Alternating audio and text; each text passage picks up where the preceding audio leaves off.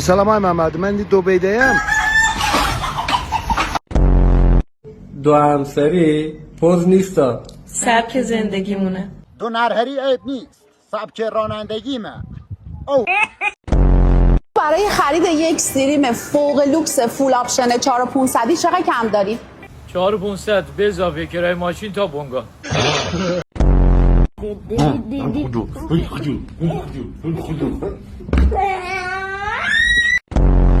چجوری میتونم با 50,000 تومن پول نقد در یک ماه 1 میلیارد سود کنم؟